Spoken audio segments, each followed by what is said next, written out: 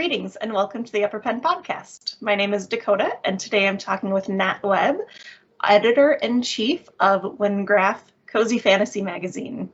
Thank you, Nat, for joining me. Thank you so much for having me. So, cozy fantasy. It's pretty popular right now, but what does it mean to you? Yeah, that's such a good question. And I think part of the challenge is cozy fantasy is really just starting to catch on. It's really started to explode. And so it means something different to everybody right now, right? And part of what I'm hoping to do, I mean, maybe this sounds a little hubristic, but what I'm kind of hoping to do with Wyngraf is to try to help define it, right? So to me, cozy, there are kind of two key aspects to it. And I've spent so much time thinking about this and trying to figure it out. The first one is the idea of a smaller scale or lower stakes, right? So usually we're not talking about saving the world, right? We're not talking about big battles with armies clashing. We're not talking about, people dying, that kind of thing, right? It's lower stakes, right? And then to me, and this is something that I'm still kind of working through, but a big part of it is actually the setting of a cozy fantasy story, which to me, it's almost essential that the setting should be somewhere that you would want to live. You, the reader, you would read the story and say like, man, I wish I could go there. I wish I could live there. And when I think of sort of the classics like The Hobbit, right? You've got the Shire or the Redwall books, right? Redwall Abbey. These are places that when we read these books, it's like, I want to live in a hobbit hole in the Shire. That would be my ideal home. My wife is well aware that that's my perfect home, would be a hobbit hole. And so that sense of welcoming, right, that you can read this and imagine yourself actually living there, as opposed to a lot of fantasy or any other genre where it could be an amazing book and a great story, but you would never want to live in like the world of Game of Thrones, right? No. I think part of why people gravitate towards the Shire is because all the hobbits belong, right? So I think that sense of belonging is really part of cozy for me too. Yeah, absolutely. And the sense of community, right? And that, even when there's conflict, it's either conflict within the community that people are trying to work out, or it's conflict often in defense of the community. And you look at Lord of the Rings, right, which talk about epic scale, right? You've got angels and demigods fighting each other and like huge armies clashing and everything. But the heart of that story is really about Frodo trying to protect the Shire. And so, it counts in that way, right? That it ultimately comes back to defending the community. Yeah. So you have in this collection, there's a couple stories that are,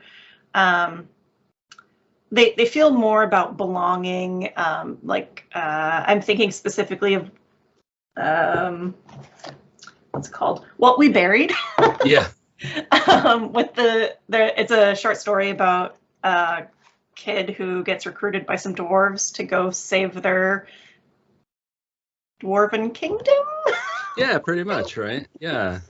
But it feels more like it's about belonging, right?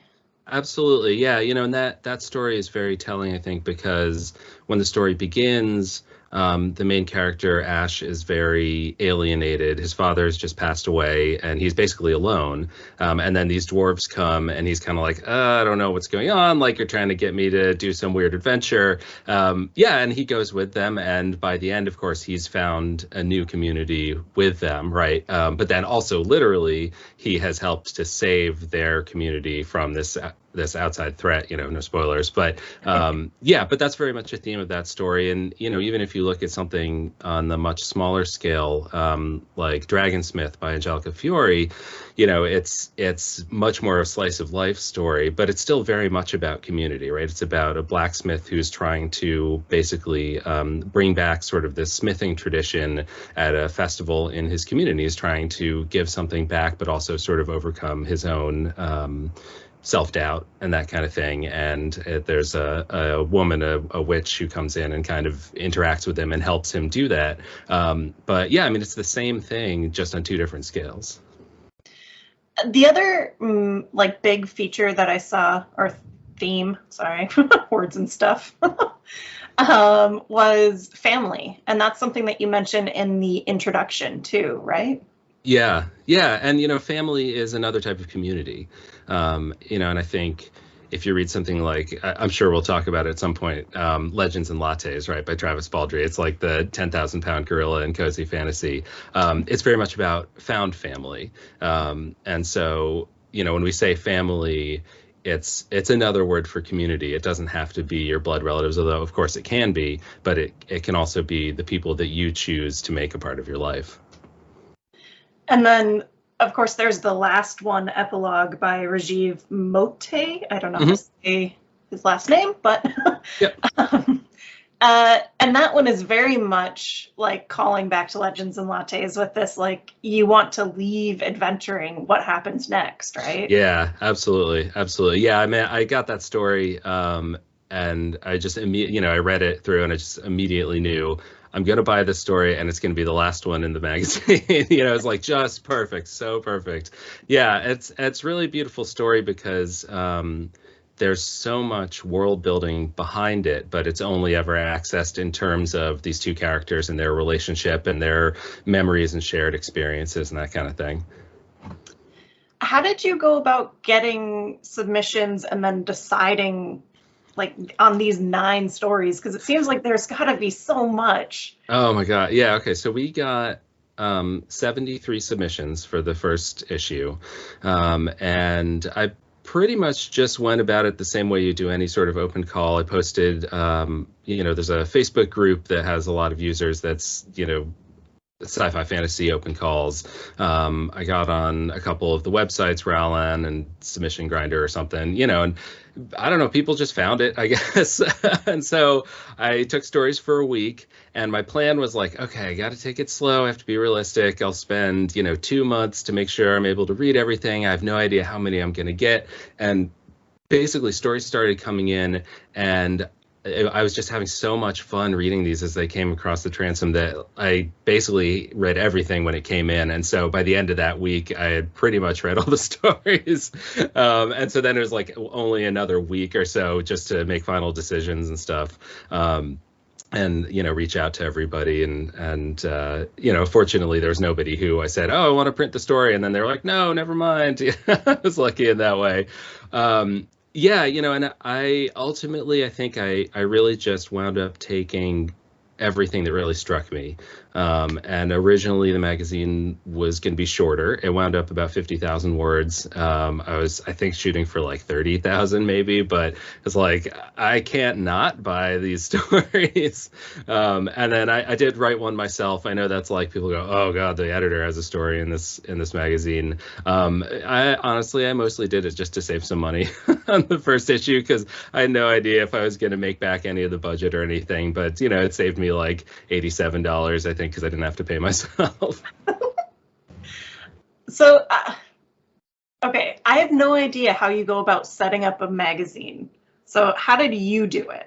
Yeah, so the story is, last year I self-published a novel, and I have written novels previously that were published with like little tiny indie presses, and then I wrote this one and nobody wanted it, so I said, well, I think it's good, so I'm just going to self-publish it. And so through doing that, I learned about commissioning the art and doing the layout and doing the cover design, and then getting the files ready to go up on Amazon so you can sell the ebook and do print on demand, blah, blah, blah. And so I learned all this kind of technical stuff.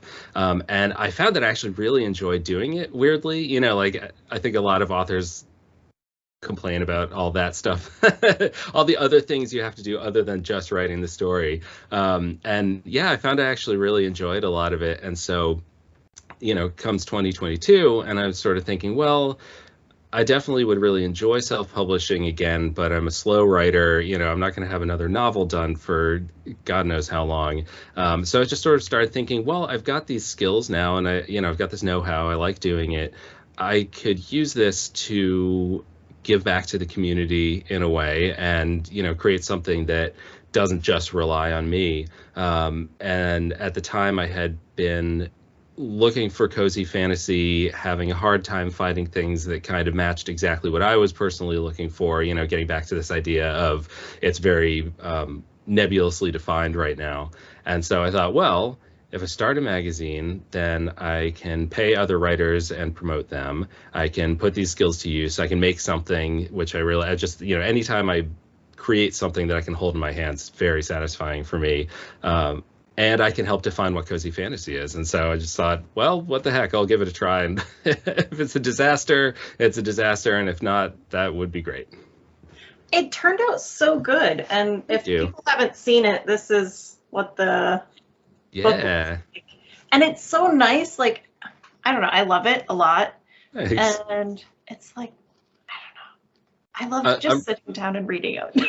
I'm really happy with how it came out, honestly. When you start something like this, there's so much terror and anxiety just of like, this may be a huge disaster and a train wreck. And it really was not. And I'm very grateful for that. But, really it comes down to just the quality of stories that I got and the quality of the writers who really kind of came through on this weird project that, I had no idea if people were even writing this stuff, if I was going to get anything that worked. And we ended up, the whole magazine is great, in my opinion, at least. But the stories are great. I do really, I loved every one of them, which is surprising because normally I'm like, oh, there's some really good ones and then there's some that just aren't for me. But yeah, everything felt pretty spot on for a cozy fantasy or like embracing the slow or the decisions. Yeah, I'm glad to hear that, and I made some, what I felt at the time were sort of risky decisions. One of them is A Petrified Heart by Catherine Quevedo, because it is actually a little dark at the end. And ultimately, I just sort of said, A, it's just a really good story. Catherine is just a fantastic writer. But B, it gets back to this idea of the community, right? That she spends so much time sort of giving you a real feel for the community and the culture of these fairies, right? That you're really invested in that. And so even though, again, there's sort of a darker turn at the end, it feels earned to me. It feels validated in that, we're bought into this world. And again, it's a world that we would want to live in, right? And so even if it takes some darkness to protect it, that feels valid to me. And then I would say the other sort of risky one that I bought was Your Own Beeswax by Dan Crawford, which is like kind of the odd duck, I think, in this issue. But I honestly, I just thought it was a really funny story. I love the character of Poland the Minstrel, and just the story made me laugh. And again, I thought, okay, this isn't exactly like, Hobbits in the Shire, but I would want to live in this world because it's just so humorous, and so I just said, I'm exercising editorial discretion here, and I'm going to put this in, even though it's kind of weird. I don't know. I think it fits because Poland is I don't know. It's like the quiet traveler, if that makes sense. Mm-hmm. And it just kind of is they just go along with everything. They're like, okay. Yeah, she's not looking for trouble, right? She's looking for stories, but she's not trying to cause trouble. Yeah. So I think it fits, Yeah. It's very silly though. It's a very silly story, and I totally just loved it. So the other thing is this says Volume 1, Summer 2022. Yeah. So does that imply that there's going to be a winter Volume 2? There is actually going to be an autumn Volume 2. So we have announced our next reading period begins August 1st, and the goal is to then release that issue October 1st of this year. So with any luck, we're going to have 2 issues out this year. Yep. That's so exciting. Yeah. I'm just so pumped. Is it going to be roughly the same size? That's a great question. I hope so. If I get 50,000 words of stuff that I love, then yeah, it'll definitely be the same length. Yep, for sure. And if anything, I'm expecting to get more submissions this time, because I got 73 stories when it was just me and like a Facebook group, and maybe I put something on Reddit at some point, and I had no idea if anybody had even heard of this, and now we're slowly kind of building up, we've sold a number of copies of the magazine, we're slowly building up the Twitter following, blah, blah, blah, blah. So I'm expecting I'm going to get more stories this time. And, just for my sanity and my wallet, I don't think I want to make it any longer. But I think we're going to fill it out. I think it's going to be awesome. Is it not just you anymore? Do you have another, like a crew? No, it's just me. Yeah, it's just me. I am talking to some people, but nothing's official yet or anything like that. And it's small enough and it's manageable enough that I can do it myself. And, maybe this just is because I'm a control freak, but I like having sort of the editorial power at this stage to really still be shaping very thoughtfully what goes into the magazine. And, I'm sure that will change over time, but right now I love doing it and I'm not burnt out yet. So. Well, I mean, you get to read all these really great stories. Yeah. I mean, sure, some of them are probably not the best, but then you get like these 9, Yeah. It's interesting. Like, we got a few stories that I just thought, like, why did you even send this in? But I think I'm learning that every magazine gets that. I think there are people out there who they see an open call and they will just fire off whatever they've got without even thinking about it. And okay, that's, maybe a little insulting, but yeah, but we got also a lot of stuff that was tonally, thematically, absolutely perfect for the magazine, but they were just, the writers were not as experienced, not as practiced, and I tried to, especially with those types of stories, really get back to people with some meaningful feedback about this is why we didn't take the story this time, think about these things in your prose and your characterization, whatever it was, and then please send us more, because a lot of folks they really hit the nail on the head in terms of the ideas, and it's just keep practicing and you will get there. It's difficult because with larger journals, literary journals anyway, you can spend a little time and fix mistakes with an author, but when it's just you, it's got to be hard. Like, yeah, yeah. And I did do edits with the authors. Excuse me. Some of the stories came in and it was like, I'm going to remove a comma and that's all I need to do on this. And some of them was more like, okay, I want to tweak a couple things here that I think could just be patched up or whatever. None of them needed serious edits. But I did do a couple rounds with a couple of authors, and everybody was absolutely a dream to work with. I mean, you couldn't ask for a nicer bunch of authors, which is good because it's cozy fantasy, right? Like, if these people were jerks, it would be very weird. At that point, you're like, I'm sorry, maybe submit to a different magazine. Yeah. You're not so cozy. Yeah. So you also have another magazine called Rake Kill, right? Rake Kill, yeah. Mm-hmm. So what is that one? Yeah, so Rake Hell is a magazine of swashbuckling adventure, and this was something that I've put together basically because Wyngraf didn't crash and burn, and so I thought, okay, I can do this. It wasn't a disaster, and this was another, looking just to fill a hole of this is something that I want to read, and it's hard to find new stuff that's coming out. And so, yeah, did basically the same thing, just put out an open call, read a bunch of stories, picked my favorite ones. And I just got today the print proof for the first issue of Rake Hell with this incredible cover art that I'm totally in love with. And yeah, it looks really good. We did a couple little minor tweaks, but everything basically is in place. So that's coming out July 1st, and we're definitely going to hit that deadline, which is a good thing. But yeah, so we've got 6 stories in this one. It's a little bit shorter, but it'll cost less. 6 stories in this one, and they range from a couple historical fiction, one kind of steampunk story, one that's more like high fantasy, but they all are, action, swashbuckling, adventure. It's really cool. I'm really happy with how it came out. I'm excited to see it and read it when it's available. Yeah, thank you. I hope it lives up. Well,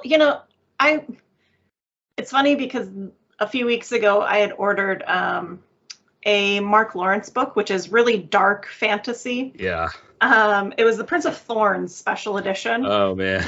And then so I dark. also got in Legends and Lattes the same day. So I was like, ooh, two sides of a very intense coin. Yeah, wow. So, yeah, those are extremes. I tried to read Prince of Thorns, and I read the first chapter, and I put it down and I said, this guy is an incredible writer, and I cannot read this book. It's too dark for me. I would just, if that's how, I don't know, I would skip to maybe his Ancestor trilogy, or maybe the Girl in the Stars trilogy. Okay. They're less awful. He's such a good writer, and it just is painful sometimes to read. Yeah. But, all right, that's good to know, because I just sort of thought well, he's one of those grim dark dudes and that's what he does. But if there's less horrific things that he's written, I should check him out for sure. Yeah, but this is kind of what the Wyngraf versus Raquel feels like, is there's these calm, serene stories, and then Raquel's more like, let's do stuff. yeah. I mean, it's much more it's straight action through the whole thing. It certainly does not go into grimdark, but it's more violent. More people die in Raquel for sure. But I'm never going to be the whole grimdark thing is just not for me. So it's never going to be anything quite to that extreme. But I do, I love sword and sorcery, old Conan stories and stuff, which obviously are very violent. So it's not I object to it. It's just, it's a question of attitude and focus, I think, ultimately, that if you've got a story where somebody dies and then it's described in great detail and everybody's really miserable about it, that's different from, a swashbuckling adventure where you stab a pirate and they fall off the side of the pirate ship and you never see them again, and maybe that's a little cartoony or whatever, but it's just a question of focus, I think. Yeah, so I don't know, I'm excited for it. I'm excited for this swashbuckling adventures. yeah, I think it's gonna be really good. The other thing that I wanted to know is, why do you think cozy fantasy is so popular right now? Oh man, that's a great question. I hate to go with the obvious answer, but I think the obvious answer is COVID-19.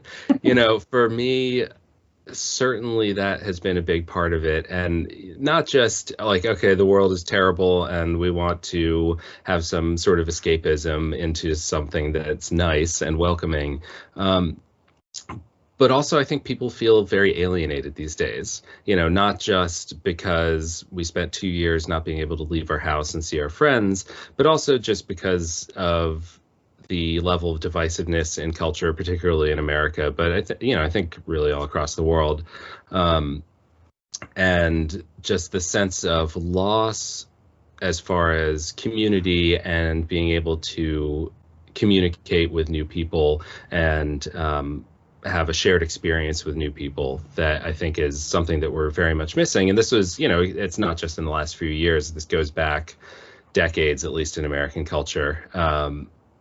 But the more that gets exacerbated, I think the more that people are looking to fill that hole. And that's something that cozy fantasy does really well. So I was describing this Wyngraf magazine to one of the girls that I work with, and she's like, oh my gosh, that sounds like a lot of fan fiction that I would read, because I wanted that type of story, but nobody catered to it, Mm-hmm. So yeah, great to see it have a place. yeah. This actually came up. I did a podcast a couple months ago where he brought up this idea of coffee shop AU, which I had actually never heard of. So he had live on the air, he had to explain to me what he was talking about. But once he said it, I mean, yeah, that's exactly it, right? It's you've got these characters who are having these huge world-ending adventures and stuff, but sometimes the best moments are the quiet moments where it's just them hanging out and expressing their character, and yeah, people really want that, and we want to spend more time with the characters that we love. Yeah. Well, so thank you for, making a journal. You bet. Thanks for reading it. Yeah. Well, thank you, Nat, for joining me today. Oh, thanks so much for having me. This was really fun. And if you haven't read Wyngraf yet, pick up a copy, maybe submit in a couple months to the new journal, Thanks for listening and have a great day.